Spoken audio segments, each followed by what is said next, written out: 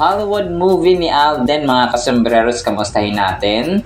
Tapos, aaten nga ba siya ng GMA Gala, si Soiti, mga kasembreros. Tapos, ano kaya itong post ni Mami Mino sa kanyang Instagram? Tapos, Kath excited na sa mga fans. Unahin ko ito yan at marami pang items sa vlog na ito. Pero napaisip ako, mga kasembreros, kung magkakaroon ng season 3 ang Stars on the Floor ni na Alden. Kasi di ba grabe talagang trending na trending parati yung Stars on the Floor season 2 nila. And maging yung season 1 kung kaya siya nagkaroon ng season 2 ay kung ba parang nakita nila yung trend, nakita nila yung mataas na ratings ng Stars on the Floor, mga kasembreros. Kasi all-in-one siya eh. May kulitan, may sayawan, may seryoso, may lahat ng emotions nandun, lahat ng emotions, mga kasembreros, ay andun. So, kaya naisip ko, dahil nga din sa kakulitan din ng Marian at Alden, na mag-ati na ito, mga kasembreros, ay iniisip ko na talagang siguro magkakaroon ito ng season 3, mga kasembreros. So, yung winners ng season 2 ay sina Sugar Mercado at si ito yung Horizon, mga kasembreros, no, na sino ay nakalimutan yung pangalan niya. So, sikat na sikat yun no, mga kasembreros.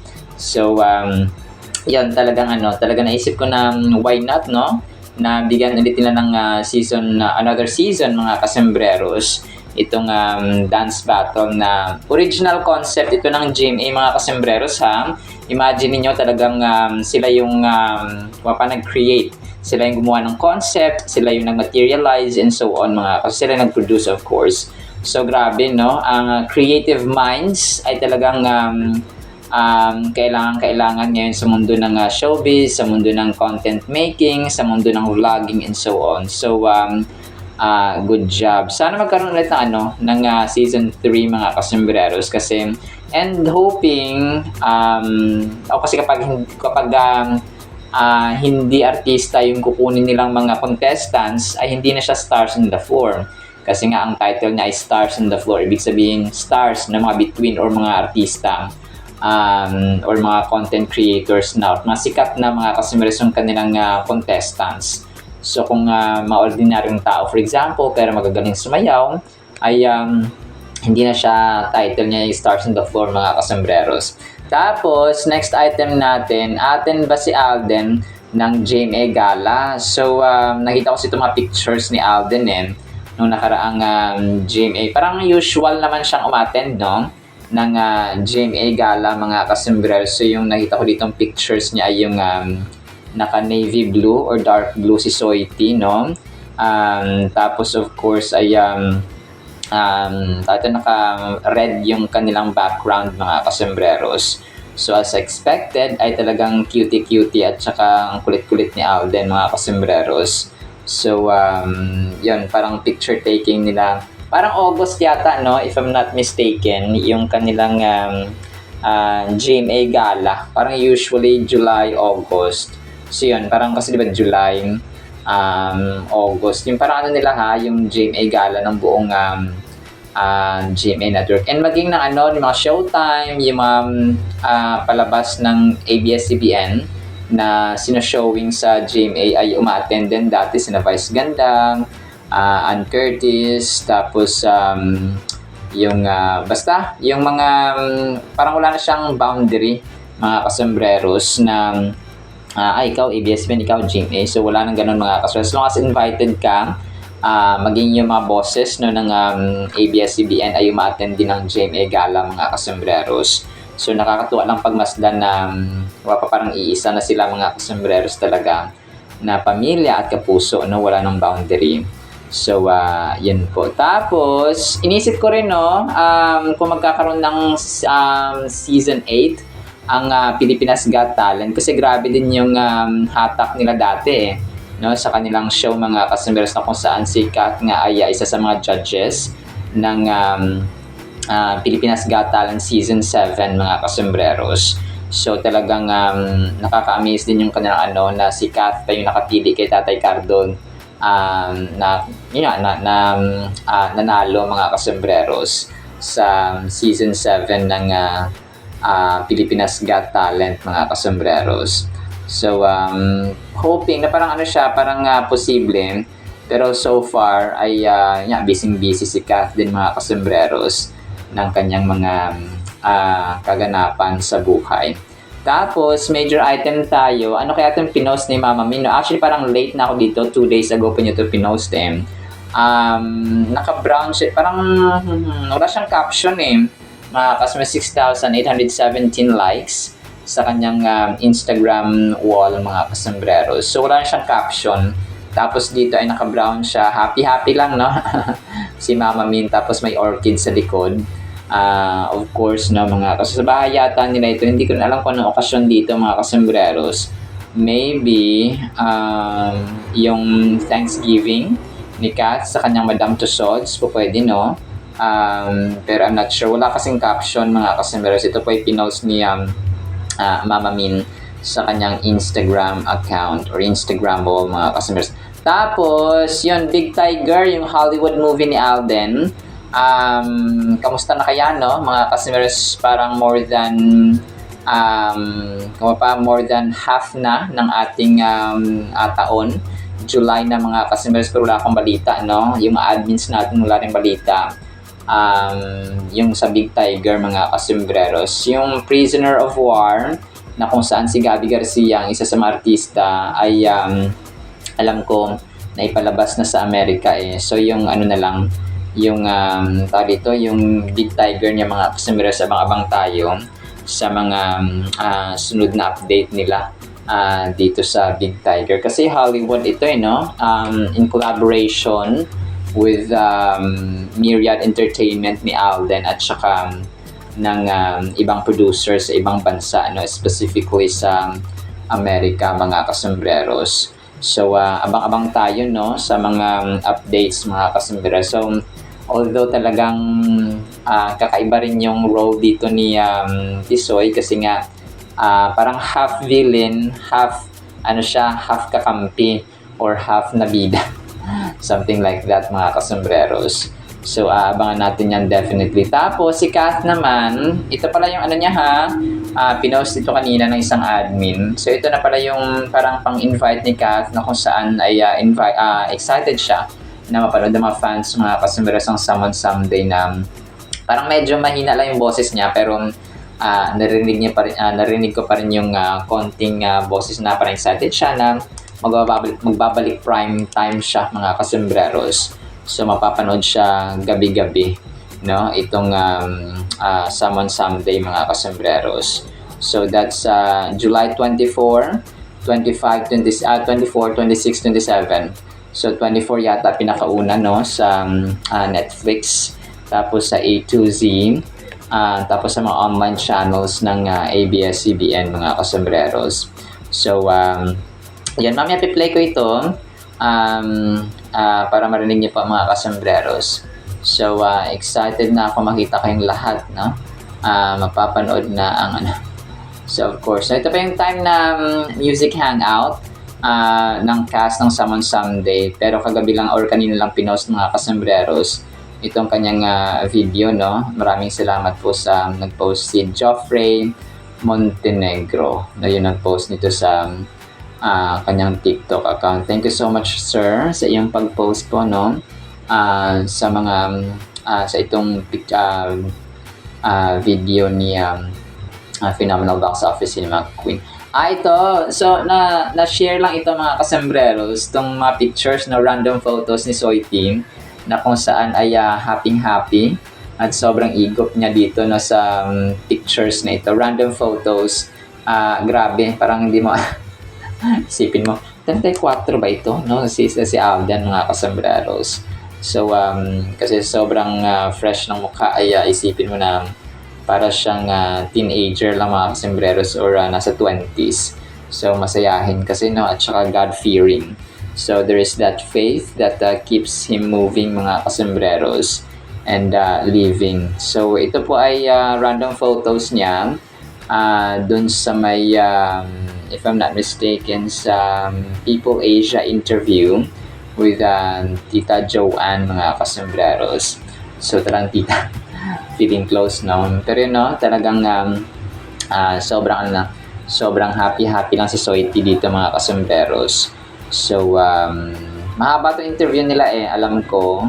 Tapos ito ay random pics lang or pictures mga kasomberos ni Phenomenal Box Office Cinema King. Tapos ito, picture ito ni Kath mga kasomberos na naka-red siya. And of course, no, sobrang gwapa, sobrang ganda ni Tisay mga kasomberos. If I'm not mistaken, Tatler event ito mga kasomberos noong November, no? November last year yata ito mga kasomberos. So sobrang ganda dito ni Kath, no? Medyo mataba pa si Kath dito. So ngayon kasi ay talagang nag-reduce ang kanyang weight, no, dahil sa busy, puyat sa trabaho at sa taping mga kasomberos at sa mga endorsement shoots. So medyo may laman-laman pa si Kath dito. Halata mo talaga na pumayat si Kath mga kasomberos kasi siya po ay talagang trabaho.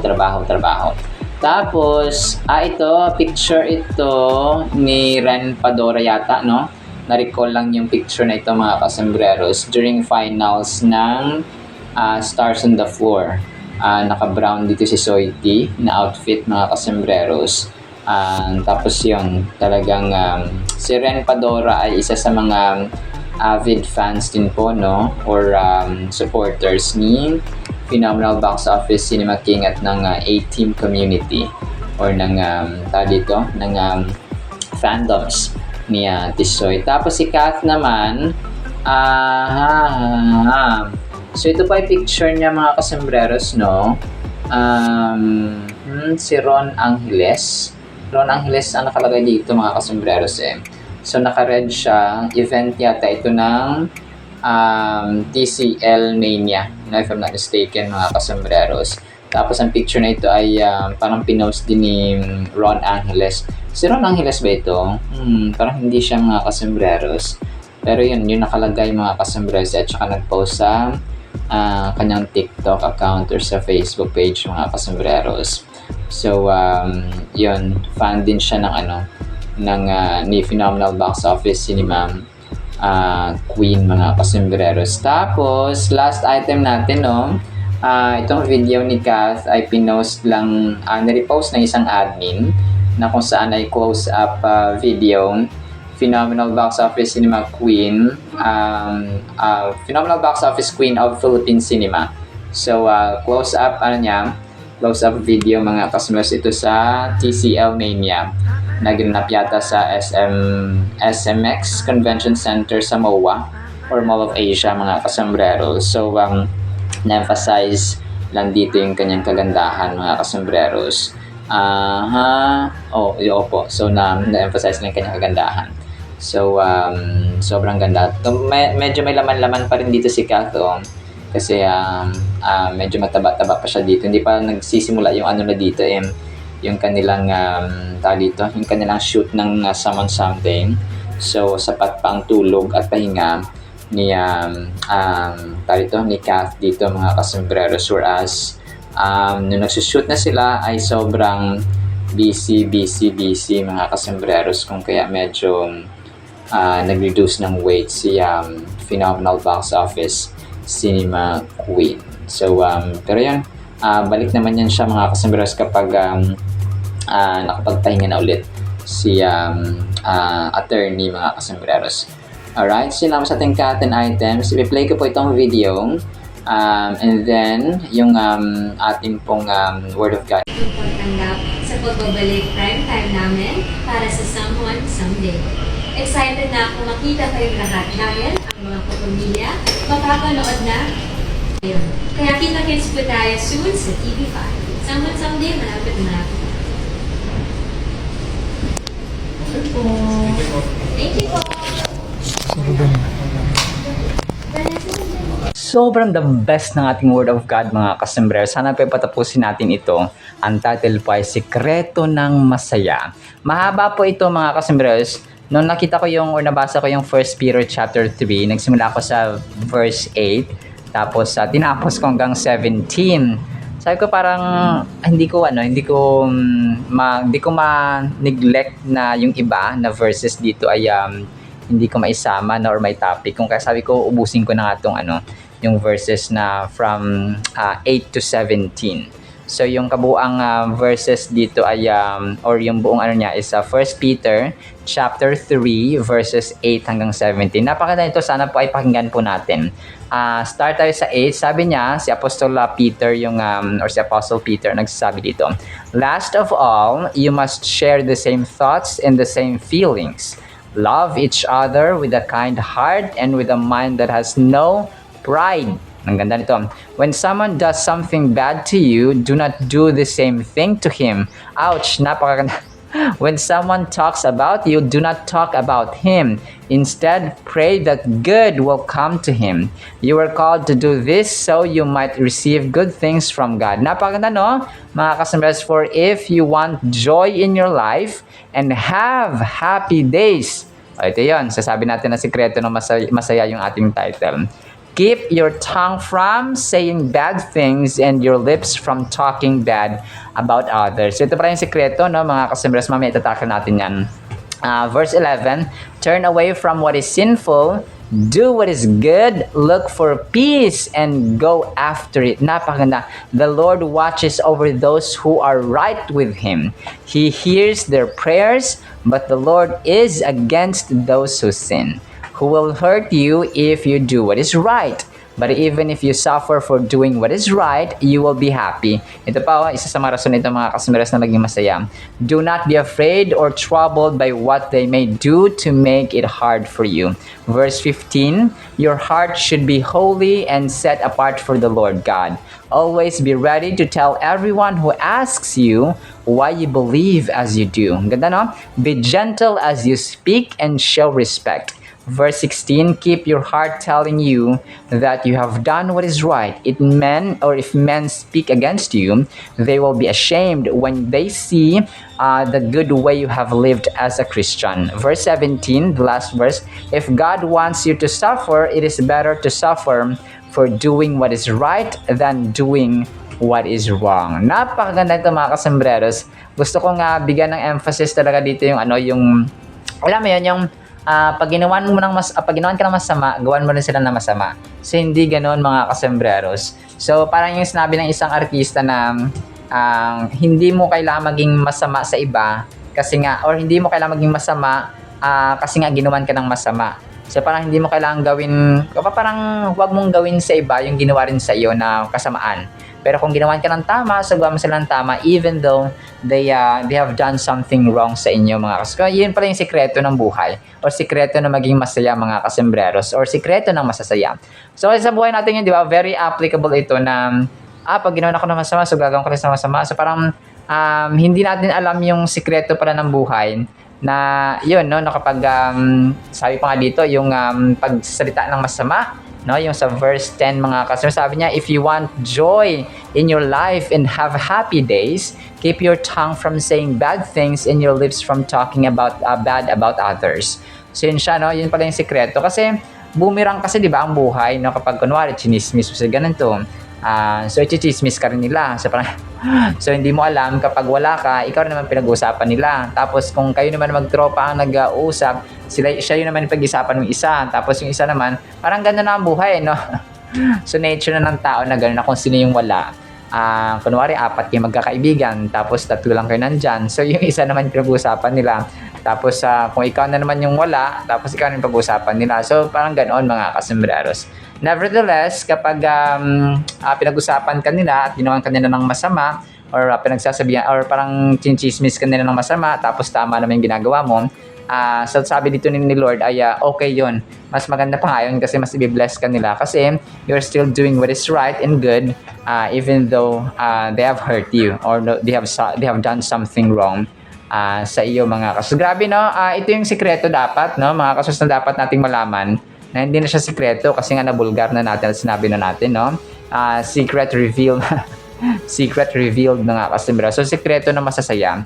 So tama, no, kasi ang tao kapag palamura, kapag parating pagkonting, alam mo, maraming taong gano'n na konting inis lang, sige, magsasalita ng kung ano-ano, konting perwisyo lang, kunwari sa sakyan, konting perwisyo sa bahay, konting abirya lang, konting pagkakamali. Alam mo yung nagagalit agad sila. Na parang ganun. So, yun yung sekreto naman ng mga hindi masasaya at walang contentment sa buhay, mga kasembreros. So, which is opposite sa ating topic dito, mga kasembreros, no, na sabi pa nga niya dito no, yung ang ganda nitong verse 11 pala, turn away from what is sinful. Sabi niya, do what is good, look for peace, and go after it, no, yung mga kapayapaan.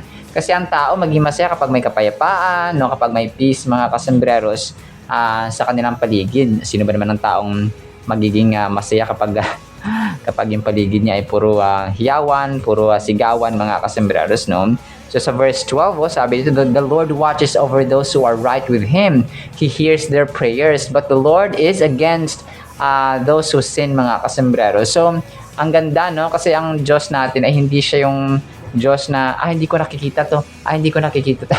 Hindi ko all-knowing po ang Diyos natin, no? He is omniscient. So, alam na alam niya lahat, no? He sees everything. Even the deepest part, even the deepest thoughts that we have in our minds, no, mga kasembreros, sa ating puso, ay alam na alam niya. Because, alam niya tayo, kapapakilala niya tayo even though, we were still in our mother's womb, mga kasembreros, hindi pa tayo isinilang. Kasi nga, parang nag-expect na siya, na parang isang magulang, di ba, magbuntis ang nanay, ina-expect na nila na mga anak, no, at saka may baby na isisilang, mga kasembreros. So, ganun din ang Diyos natin. He expected our birth, no, mga kasembreros, and He actually planned, no, plano ng Diyos, mga kasembreros, na tayo po ay buhayin at bigyan ng buhay sa mundong ito, mga kasembreros. It's not an accident kung bakit tayo nabubuhay sa mundong ito. So, alam na alam ng Diyos, because kung may bagay na hindi siya alam, hindi siya Diyos. But He is God, no? Kung kaya alam na alam niya ang lahat, mga kasembreros. Even the fall of Adam and Eve, it was part of God's perfect and great plan, mga kasembreros. Kasi, imagine niyo kung wala nang kasalanan ng tao, kung perfecto na ang tao, so hindi na niya kailangan ng Savior. Hindi na niya kailangan ng Redeemer. Hindi na niya kailangan ng Forgiver, mga kasembreros, which is God, no? So, kung parang isang tao pag perfecto na, kunwari ang tao magaling sa math, ba't mo siya tuturuan ng math, magaling na nga siya, na parang ganoon, mga kasembreros. Bakit mo pa siya tuturuan ng English kung magaling naman siya, at saka pa outstanding naman yung kanyang English knowledge, no? Something like that, mga kasembreros. So, tayo, kung perfecto na tayo, so hindi na natin kailangan ng Diyos. But we are not, no, mga kasembreros, we're not perfect, no? Even though God is commanding us to be perfect, and yet in literal and truthful sense, hindi naman talaga tayo perfecto. That is why we need God, we need Savior, we need the one who is perfect, mga kasembreros. So, which is God, no? Sabi niya dito, your heart should be holy and set apart for the Lord God. Always be ready to tell everyone who asks you why you believe as you do. So, dapat maging ready tayo. Na bakit naniniwala kay Lord Jesus Christ? Na because He's my Savior, He is my God. He provides everything. He is everything. Okay, He is the perfecter, the author of all salvation, the author of our faith, mga kasembreros. He is the same yesterday, today, and forever. And He is God. He is our God. He is our Savior. He is our Master.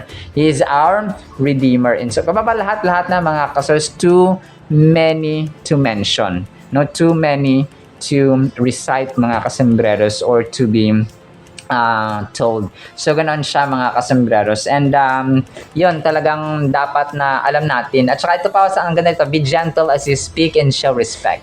Na maging gentle tayo sa mundo na maraming harsh, maraming mga samot-sari lang talaga, mga kasembreros, kahit sino.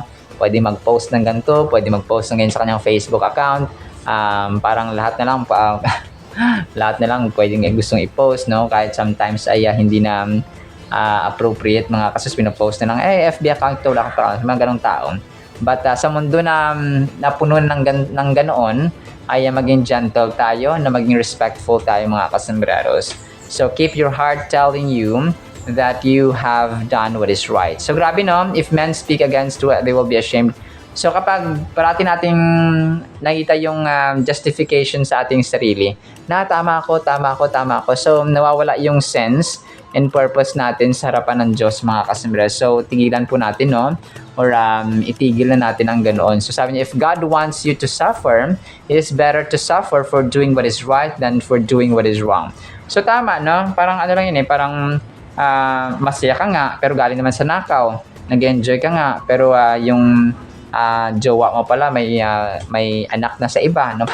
Parang hiniwalan niya yung asawa niya, tapos ikaw yung pinili. So, parang you're happy pero nasa masamang way mga kasembreros. So nag-enjoy ka, marami kang pera, galing naman sa masama, galing naman sa nakaw. So what for, no? So ganun siya mga kasembreros. So mas mabuti na gumagawa tayo ng tama, tapos may mga tao pa rin dinadown tayo. So okay lang yun mga kasembreros, and pleasing sa harapan ng tao. Kung pag naglilingkod tayo sa Diyos and there are so many people na against sa atin, okay lang po yun. Pero yun, hindi naman kasi pwede na mahal mo ang Diyos tapos hindi ka mamahalin ng tao, because magre-reflect kasi yun, no?